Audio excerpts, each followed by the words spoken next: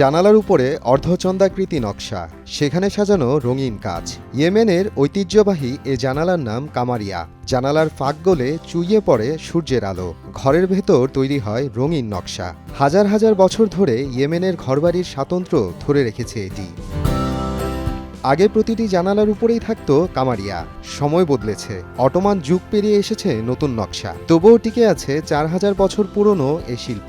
সাধারণত প্রথমে তৈরি করা হয় ঢালাইয়ের ফ্রেম, ধীরে ধীরে সেখানে ফুটিয়ে তোলা হয় নকশা, তারপর কেটে কেটে বসানো হয় রঙিন কাজ। এভাবেই তৈরি হয় মনোমুগ্ধকর কামারিয়া। কামারিয়া বানানোর কাজ প্রায় 80% কমে গেছে। বর্তমানে যারা ঐতিহ্য সম্পর্কে জানেন, বোঝেন, কেবল তারাই ব্যবহার করেন এটি।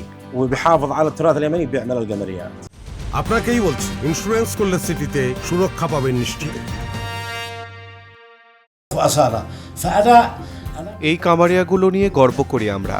এগুলো আমাদের সভ্যতা, ঐতিহ্য ও নিজস্বতার পরিচায়ক। এমনকি বিদেশিরা এলে অবাক হয়ে তাকিয়ে থাকে, অনেকে তো ছবি তুলেও নিয়ে যায়।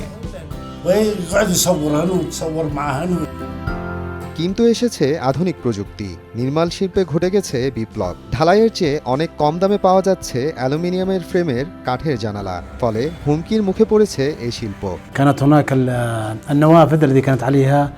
কামারিয়ার আলো ঘরের ভেতরে সৌন্দর্য তৈরি করে। এটা কেবল সাধারণ জানালা নয়, বরং একটি শিল্প। তবে প্রযুক্তিগত উন্নতির সাথে সাথে কাঠের জানালা চালু হয়। সেখানে ব্যবহার শুরু হয় কাঠের খিলান এবং অ্যালুমিনিয়াম।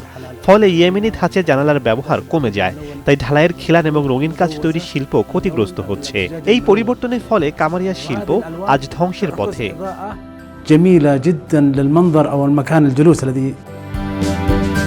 কামারিয়া শুধু একটি নকশা নয়, বরং ইয়েমেনের হাজার বছরের ঐতিহ্যের পরিচায়ক। এ শিল্প হারিয়ে গেলে হারিয়ে যাবে ইয়েমেনের এক স্বতন্ত্র বৈশিষ্ট্য।